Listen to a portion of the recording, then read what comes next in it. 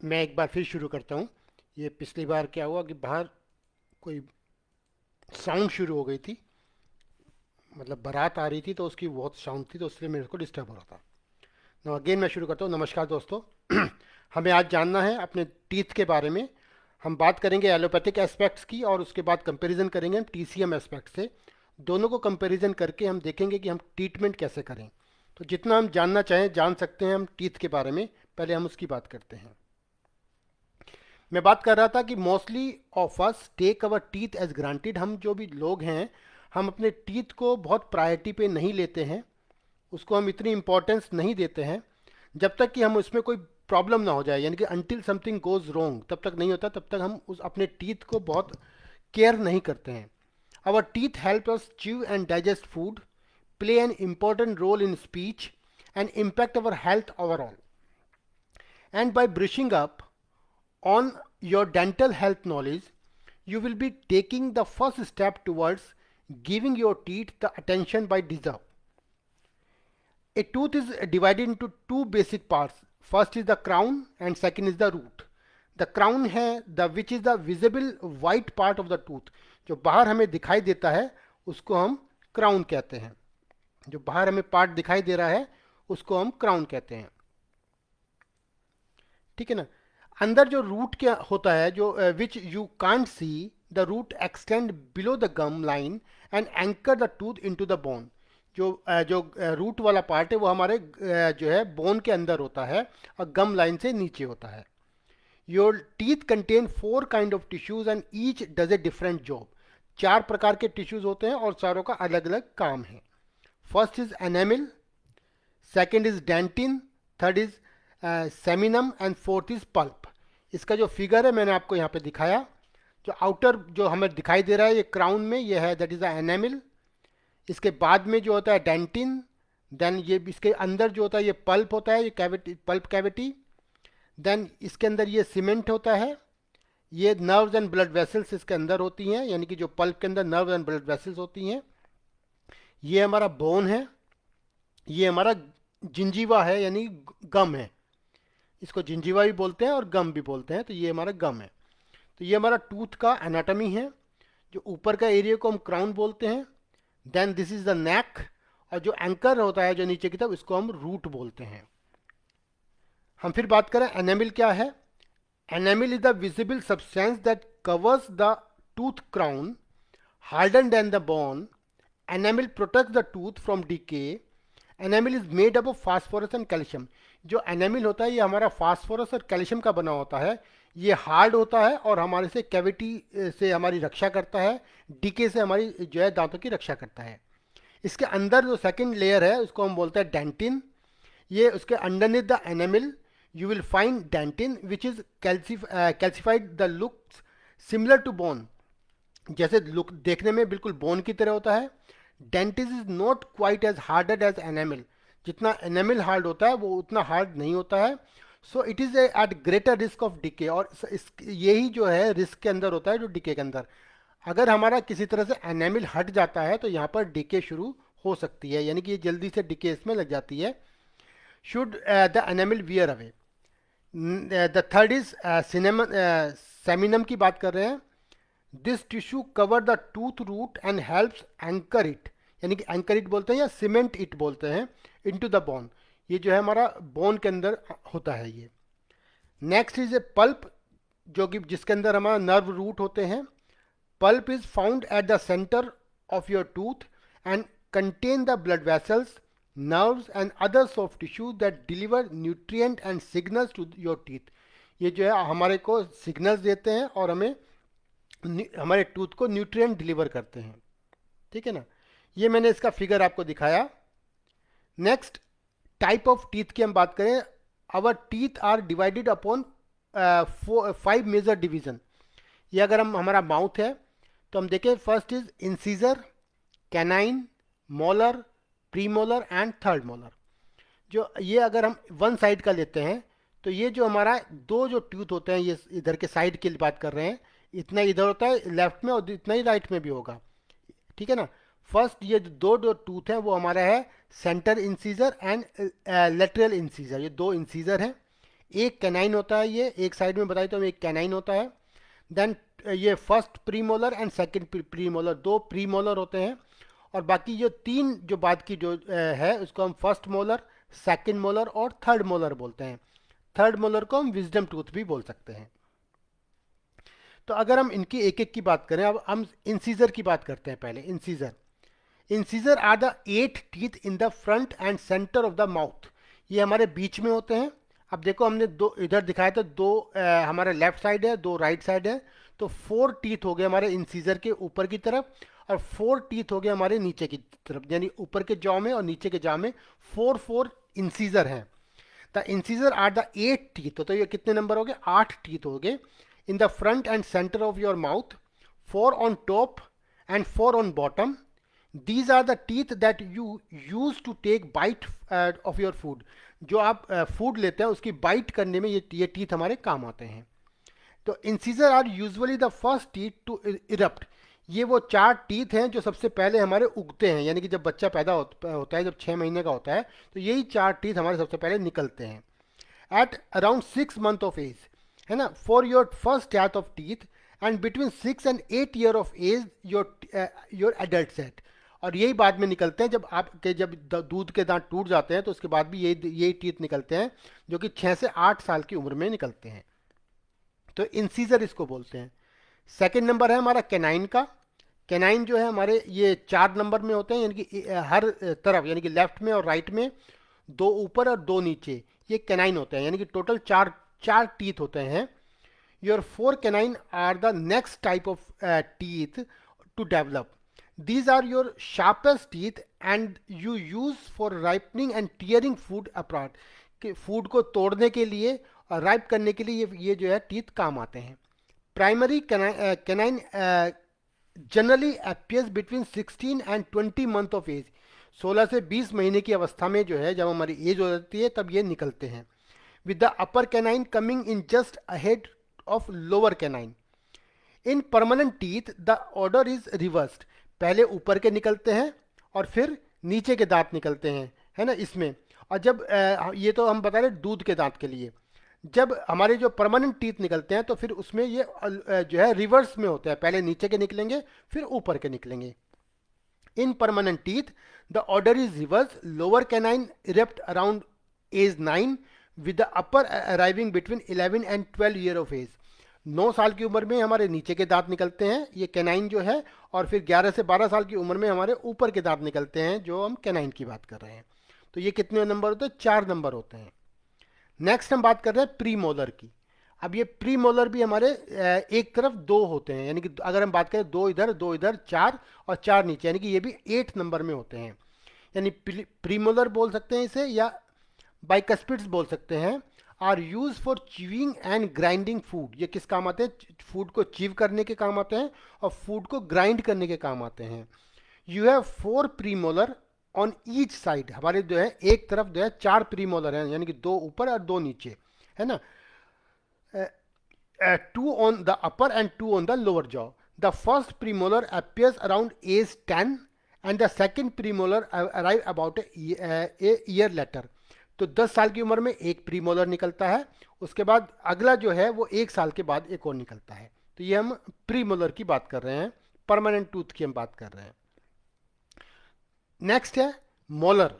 इसके बाद जो 3 बाद के जो बचते हैं, ये मोलर है, यानी कि ये मेन जाड़ है। यानी कि primary molar are also used for chewing and grinding food. ये भी इसी तरह काम आते हैं जैसे प्रीमोलर काम आते हैं, च्यूव करने के और ग्राइंड करने के काम आते हैं। These appear between 12 and 15 month of age। ये 12 से 15 महीने की उम्र में निकलते हैं। These molar are replaced by the first and second permanent molar। ये जो है these molar are replaced by the first and second permanent molars for upper and for lower। इसमें पहले जो है ये 4 ऊपर और 4 नीचे होते हैं। जब ये निकल जाते हैं दूध के दांत, जब दूध में तो ये 2 होते हैं, है ना, और इसके बाद एक एक विजडम टीथ और जुड़ जाता है, तो इस प्रकार ये 3 हो जाते हैं। जब मोलर है 3 हो जाते हैं। तो पहले जब 2 दूध के दांत निकल जाते हैं तो उसके बाद 3 निकलते हैं। यानी कि the first molar erupt around 6 year of age, while the second molar comes in between 11 to 13 year of age. और उसके बाद जो लास्ट वाला है वो जो हमारा 21 साल की उम्र में निकलता है। यानी कि मैं फिर दोबारा से बता दूं, थर्ड मोलर की हम बात कर रहे हैं। The third molar are commonly known as wisdom teeth. These are the last teeth to develop and do not typically erupt until age 18 to 20। यानी कि ये जो है 18 से 20 साल की उम्र के बाद ये निकलता है। And some people never develop third molar, और कुछ लोगों को तो ये निकलता भी नहीं है ना। फॉर दोज हु डू, मतलब कुछ लोगों को निकलता है। Those molar may cause crowding and need to be removed. कुछ लोगों को ऐसा होता है कि जब ये निकलता है तो ये जो है अंदर जो है बहुत पेन होता है और ये दूसरे दांतों को जो है वो पुश करता है, यानी क्राउडिंग फील होता है। तो उन लोगों का ये दांत हमें रिमूव करना पड़ता है, निकालना भी पड़ता है। तो हम विजडम टीथ की बात कर रहे थे। अब हमें डिसीज के बारे में अगर हम बात करें तो प्रॉब्लम क्या क्या हो सकती है। तो पहला तो हम टूथ डिके की बात करते हैं। जैसे अर्ली स्टेज में पहले हमने देखा, ये फर्स्ट में देखें अर्ली स्टेज है तो इसमें पेन वगैरह कुछ नहीं होगा। देन ये प्रोग्रेशन हो गया और आपका डेंटिन पे ये आके टच होने लगा, तो स्टार्टिंग टू गेट सेंसिटिविटी आपको शुरू हो जाएगी यहाँ पर, और यहाँ पे हमें फिलिंग कर देनी चाहिए दांत की। इसके बाद क्या है, पेन और सेंसिटिविटी शुरू हो गई, तो यहाँ पर फिलिंग से काम नहीं चलेगा, यानी कि इसने डेंटिन को पूरा कवर कर दिया है। अब ये जो अंदर की जो रूट है उस तक वो पहुँचने लगा है। तो इसके बाद जो है ये इन्फेक्शन शुरू हो गया, और ये इन्फेक्शन के बाद तो जो ये इन्फेक्टेड स्टेज में नीचे आप देख रहे होंगे जड़ में ये जो है रेड हो गया है, यानी कि ये अब इन्फ्लेमेशन यहाँ पर शुरू हो गया है। तो यहाँ पर हमें या तो इस दांत को निकालना पड़ेगा या हमें इसमें रूट कैनाल करने की कोशिश करना पड़ेगा। ये सभी मैं एलोपैथिक एस्पेक्ट्स आपको बता रहा हूँ, हमें क्या ट्रीटमेंट करना है और हम ये क्यों होता है, हमें इसके बारे में बात करनी है जब हम इसका कंपैरिजन करेंगे। तो अगर हम इसको टूथ डिके की बात करें तो हम कैरीज की बात करते हैं, जिसको हम कैविटी भी बोलते हैं। तो डेंटल कैरीज यानी कि जो कैविटीज होती हैं, डिस्क्राइब्ड एज टूथ डिके, जिसको हम टूथ डिके भी बोल सकते हैं, इज एन इन्फेक्शियस डिसीज। ये एक इन्फेक्शन है which damages the structure of the teeth, जो टीथ के जो स्ट्रक्चर इसको डैमेज कर देता है। The disease can lead to pain, इसमें पेन होता है, या इसमें टूथ का लॉस भी हो जाता है, यानी कि टूथ जो आपका दांत है वो आपका लॉस भी हो जाता है और इन्फेक्शन हो जाता है। The largest increases in prevalence of caries have been associated with diet change। ये हमारे जो खाने की ये जो होता है ज़्यादातर ये खाने की वजह से होता है, जो हमारा फूड होता है उसकी वजह से ये होता है। Today carries remains one of the most common disease through out the world. ये जो डिके जो है, जो कैरीज जो है, जो कैविटीज़ है, ये बहुत ही कॉमन डिसीज़ है पूरे वर्ल्ड में। अगर हम इंडिया की भी बात करें, ये 5 टाइम ज़्यादा होता है अस्थमा से।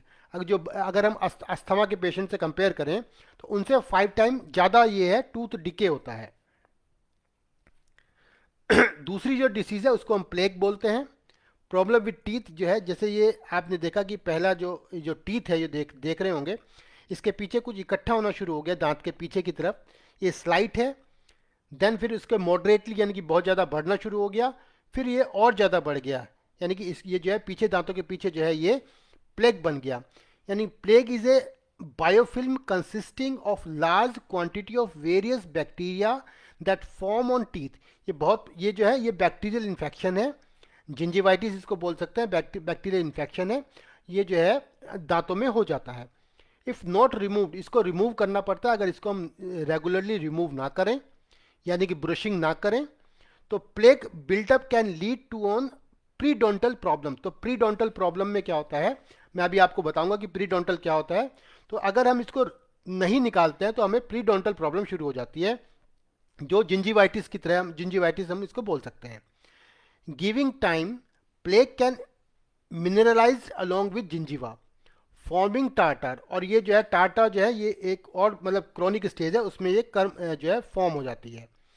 The microorganism that form the biofilm are almost entirely bacteria, mainly streptococcus and anaerobes. ये जो आपको जो बन रहा है, ये जो है ये बैक्टीरियाज होते हैं, जैसे स्टेप्टोकोकस बैक्टीरिया या एनारोब्स इसको बोल सकते हैं।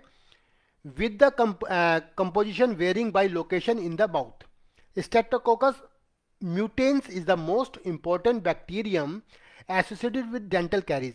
जो आपका स्टेप्टोकोकस बैक्टीरिया होता है वो मेन बैक्टीरिया है जिसकी वजह से ये कैरीज होती हैं। और आप देखोगे तो स्ट्रेप्टोकोकस बैक्टीरिया ही से ही ये अंदर जाके माउथ के अंदर, जब हार्ट के अंदर जाता है तो इसी से हमारे को आरएचडी डिसीज होती है, यानी कि रूमेटिक हार्ट डिसीज भी इसी से होता है।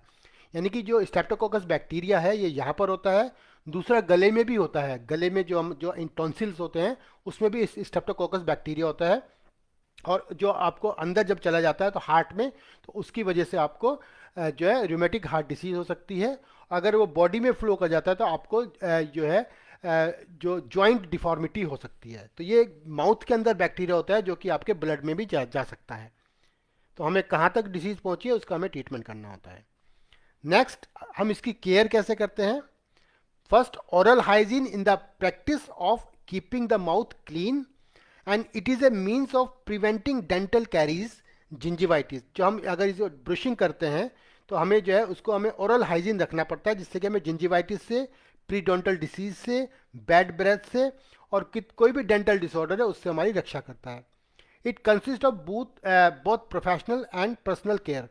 ये हम अपने आप भी कर सकते हैं और प्रोफेशनल केयर में डॉक्टर भी, अगर ये आपको बहुत ज़्यादा जमा हो गया है तो वो डॉक्टर से भी निकालना पड़ता है, यानी कि उसको हम बोलते हैं प्रोफेशनल केयर भी कर सकते हैं। Regular cleaning usually done by dentist and dental hygienist. जो डेंटल हाइजीनिस्ट होते हैं या डेंटिस्ट होते हैं वो आपको इसकी क्लीनिंग कर देते हैं, जो आपका टाटार को रिमूव कर देते हैं, मिनिमाइज कर देते हैं प्लेग को। दैट में develop even with careful brushing and flossing. जो आप इसके बाद जो है आप ब्रशिंग करेंगे और फ्लोशिंग करेंगे उससे भी ये ठीक हो जाता है। Professional cleaning include tooth scaling using various instrument और devices to loose and remove deposit from teeth. बहुत सारी जो डेंटिस्ट होते हैं उनके पास डिवाइसेस होती हैं जिससे कि वो अंदर से करके उसको निकाल देते हैं, खुरच के निकाल देते हैं, ऐसा बोल सकते हैं। कुछ चीज़ इसमें आई, जैसे टाटार शब्द आया, फ्लोसिंग शब्द आया और प्रीडोंटल वर्ड आया है। इसके बारे में मैं आपको बता दूं, टाटार क्या है। जो अगर मैंने एक फिगर दिया है, ये प्लेग होता है एंड टाटार होता है। प्लेग जो है ये प्री स्टेज है, यानी कि पहली स्टेज है, जो कि आपके दांतों के पीछे जो जमा होना शुरू होता है उसको प्लेग बोलते हैं। जब ये बहुत ज़्यादा जमा हो जाता है उसको हम टाटार बोलते हैं। यानी कि tartar, also known as calculus, is an accumulation of plague and minerals from your saliva and then harden। saliva के साथ मिक्स होकर मिनरल्स ये आपको हार्ड हो जाता है। Tartar can coat the exterior of teeth and invade below the gum line. ये जो है आपके टीथ पे चिपक जाता है और गम लाइन के अंदर भी ये जा सकता है। Tartar feels like a crusty blanket on teeth. जैसे कि आपने चारों तरफ से उसको टीथ को जो है एक क्रस्टी ब्लैंकेट से ढक दिया है, ऐसा ये टाटार का काम होता है। Because it's porous, food and drink can easily stain टाटार।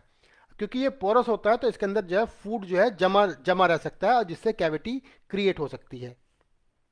फ्लोशिंग बोलते हैं ये जो हम जैसे ये वायर है, तार के द्वारा या धागे के द्वारा हम दांतों को जो साफ करते हैं इसको हम फ्लोशिंग बोलते हैं। Flossing is an important oral hygiene habit. It cleans and dislodged fluid stuck between teeth। जो हमारे दांतों के बीच में फूड जमा हो गया है उसको निकालने का ये काम करता है। Which reduce the amount of bacteria and plague in your mouth। और ये जो क्या काम करता है, आपके हमारे मुंह में से बैक्टीरिया को जो है निकालने का काम करता है। दूसरा, हम प्रीडोंटल की बात कर रहे थे। ये अगर मैंने एक पिक्चर ली है, एक तरफ से ये नॉर्मल टीथ है और एक तरफ से जो है प्रीडोंटल टीथ है। तो ये अगर मैं दांत को देखे तो ये आपको देखोगे कि आपका जो जिंजीवा है ये आपका बिल्कुल टच है इसके दांत से। और अब आपको, क्योंकि ये यहाँ पे टाटार हो गया, इन्फेक्शन हो गया और ये टाटार हो गया इससे ये बोन है ये जो है आपका थोड़ा सा ये हट गया है, यानी जिंजीवा थोड़ा सा हट गया है, यानी इन्फ्लेम्ड गम हो गया यहाँ पर। और आपकी जो बोन है वो भी लॉस होना शुरू हो गया, यानी कि जो गम की जो बोन है वो भी लॉस होना शुरू हो गया है। तो इसको हम प्रीडोंटल डिसीज बोलेंगे, है ना। प्रीडोंटल है a serious gum infection that damages gum and destroy the jaw bone. जो आपकी जॉ बोन को भी डिस्ट्रॉय करना शुरू करते हैं, इसको प्रीडोंटल कहते हैं। तो हम वाई वी क्लीन टीथ, हम बात करें कि हम टीथ को क्लीन क्यों करते हैं। The purpose of clean teeth is to remove plaque. जो हमारे दांतों में जो जमा होता है उसको हम निकालने के लिए जो है इसको जो है क्लीन करते हैं। Which consist mostly of bacteria, जो कि बैक्टीरिया से बना होता है। यानी कि हम जब इससे क्लीन करते हैं तो ये बैक्टीरिया यहाँ से रिमूव करने की कोशिश करते हैं। Health care professional recommended regular brushing twice a day. जितने भी डॉक्टर हैं वो आपको बताएंगे कि आपको 2 बार जो है ब्रश करना चाहिए, या तो मॉर्निंग एंड इवनिंग करें, या दोनों बार आप जो भी खाना खाते हैं उसके बाद आप जो है ब्रश करें। In order to prevent formation of plaque and tartar, अगर ये ब्रश करेंगे तो आपको जो है ये फॉर्मेशन नहीं होगा। A toothbrush is able to remove most plaque except in area between teeth. जो आपका जो टूथब्रश होता है वो आपका दांतों में से तो हटा देता है, लेकिन टीथ के जो बीच में होता है उसको नहीं निकाल पाता है। तो उसके लिए हमें फ्लोशिंग करनी पड़ती है, FLOSSING, ये फ्लोशिंग करनी पड़ती है। Is also considered a necessity to maintain oral hygiene. अगर हम ये तार से या हम जो धागे से ये करेंगे तो उससे जो है दांतों के बीच में से उसको निकाल देंगे, इससे हमारा प्रॉपर हाइजीन मिल जाएगा। When use correctly, dental floss remove plaque from between teeth and at the gum line where periodontal disease often begins and could develop caries। अगर हम इसको साफ नहीं करेंगे तो प्रीडोंटल डिसीज जो है शुरू हो जाएगी और आपको कैविटी भी दांतों में बन सकती है। अब टूथ में एबनॉर्मलिटी कैसे आती है हम उसकी बात करें। The tooth abnormality may be categorize according to whether they have environmental or developmental cause. 2 प्रकार के कारण हो सकते हैं, तो एनवायरमेंटल कॉज होता है, एक डेवलपमेंटल कॉज होता है। ये हमारी दांतों में एबनॉर्मलिटी होती है। वाइल एनवायरमेंटल एबनॉर्मलिटी जो होती है may appear to have an obvious cause, they may not appear to any known cause for some developmental abnormalities. जब भी दांत हमारे बड़े होते हैं तो जो डेवलपमेंटल एबनॉर्मलिटी है उसके साथ साथ ये होती है। मतलब हम बोल सकते हैं वाइल एनवायरमेंटल एबनॉर्मलिटी जो होती है may appear to have an obvious cause, there may not appear to be any known cause for some developmental abnormalities. जो environmental forces may appear teeth during development, destroy teeth structure and development, discolour teeth at any stage of development और after the cause of tooth eruption. मतलब जो हमारे दांत निकलते हैं या दांत डेवलप होते हैं उसी समय ये डिजीज एनवायरमेंटल डिजीज हो सकती है। दूसरी हम बात करें डेवलपमेंटल एबनॉर्मलिटीज, ये most commonly affect the number, size, shape and structure of the teeth. जैसे कि आपका अक्कल दांत निकल रही है, यानी कि विजडम टीथ निकल रहा है, और उसने क्या किया, दूसरे दांत पे जो है उसने फोर्स डालना शुरू कर दिया, तो हमें क्या करना पड़ता है, तो ये हमारी डेवलपमेंटल जो है एबनॉर्मलिटीज है, हमें उस दांत को निकालना पड़ेगा। जैसे कि किसी के दांत जो है ऊपर के दांत थोड़े बाहर की तरफ आए हुए हैं, ये डेवलपमेंटल एबनॉर्मलिटी है, जिसमें कि हम पीछे की तरफ ब्रेस लगा के उसको ठीक करने की कोशिश करते हैं। तो ऐसे ऐसे ये डेवलपमेंटल है। एनवायरमेंटल जो है वो हमारा डीके है, वो हमारी जो डिसीज है दांतों की वो एनवायरमेंटल डिसीज है। फैक्ट अबाउट टीथ, कुछ टीथ के बारे में हमें फैक्ट जानने चाहिए। हमारे मुंह में जो है, हमारे जो इन average human being has around 32 teeth, 32 दांत होते हैं, जिसमें include 4 wisdom teeth, 8 incisor, 4 canine, 12 molars and 8 premolars. इस प्रकार 32 दांत होते हैं। A person develop 2 sets of teeth in his entire life time. एक पर्सन के जो है 2 प्रकार के दांत निकलते हैं पूरी लाइफ टाइम में। The first set is also known as baby teeth, या दूध के दांत इसको बोल सकते हैं। जो पहला सेट होता है उसको बेबी टीथ बोलते हैं, which will start to lose by the time you reach 6 to 7 year of age, जो आपके 6 से 7 साल की उम्र में टूटना शुरू हो जाते हैं। When you reach 21 year of age you already have 4 permanent set of teeth. तो आपके जो जब आप 21 साल की उम्र में पहुंच जाते हैं तब आपके पूरा सेट निकल चुका होता है, जो आपको परमानेंट टीथ जिसको हम बोलते हैं। एक बहुत पुराने समय में, यानी a long time ago, humans utilize charcoal और ग्राउंड अप चॉक, यानी कि जो पहले जो है जब पेस्ट नहीं था तो चारकोल से या चॉक से या मिट्टी से या लेमन जूस से या हनी और टैबको के मिक्सचर से, इससे हम दांत को साफ किया करते थे, है ना। और यह हमारे पास एक जो है in only around 100 year ago that the toothpaste was invented, यानी कि सिर्फ 100 साल हुए हैं जो टूथपेस्ट का जो इन्वेंशन हुआ है। उससे पहले जो है दांत साफ करने का तरीका इस प्रकार था जो मैंने आपको बताया। Even before toothbrush were invented, people used their finger and twins। जो है जब तक टूथब्रश का आविष्कार नहीं हुआ था तब तक हम फिंगर से या दातुन जो आती थी, दातुन जो लकड़ी की बनी हुई होती है, उससे हम अपने दांत को साफ किया करते थे। Dentist would recommended that you keep your toothbrush at latest जो है least 6 feet away from your toilet. जो आपका टॉयलेट से 6 फीट की दूरी पर आपका टूथब्रश रखा होना चाहिए, नहीं तो उसका इन्फेक्शन उसको लग सकता है। To avoid many airborne particle that result from flushing, यानी कि आपका टूथब्रश जो टॉयलेट से 6 फुट की दूरी से ज़्यादा होना चाहिए। दूसरा, the humans have 2 sets of teeth. Humans के 2 प्रकार के सेट होते हैं, प्राइमरी जिसको हम बेबी टीथ बोलते हैं, एंड परमानेंट टीथ जिसको हम परमानेंट टीथ बोलते हैं, या which developed in stage. Although the timing is different, the development of each of these sets of teeth is similar. Here the some facts about how people develop teeth. कुछ fact है कि जो है जो teeth कैसे develop होते हैं उसके। यानी कि हमारे 2 प्रकार के सेट होते हैं, एक तो बेबी टीथ होते हैं और दूसरा परमानेंट टीथ होते हैं। Teeth tends to erupt in parallel, meaning that the top molar on your left side should grow in at about the same time as the top molar on the right। मतलब teeth ऐसे निकलते हैं जैसे पहला incisor निकला तो 2 एक साथ निकलेंगे, उसके बाद 2 एक साथ निकलेंगे, यानी कि लेफ्ट और राइट टीथ एक साथ निकलते हैं। यानी कि अगर मेरा प्री मोलर इधर निकलेगा तो इधर भी राइट साइड में प्री मोलर एक साथ निकलेगा। तो ये एक तरीका है। एक तो ये दूसरा, ये तो हमारा बड़े के बारे में बताया। Tooth development beings long before your first tooth becomes visible. For example, a baby's first tooth appears at around 6 months of age, but development of those teeth actually begins during the early second trimester of pregnancy। बच्चों के जो दांत हैं pregnancy में, जो second trimester में जो है, जो दूसरा जो ट्राइमेस्टर होता है, यानी कि 6 मंथ से पहले ये बनने शुरू हो जाते हैं, और 6 मंथ के बाद जो है दांत निकलने शुरू हो जाते हैं। ये थोड़ा दांत के बारे में आपको मैंने बताया।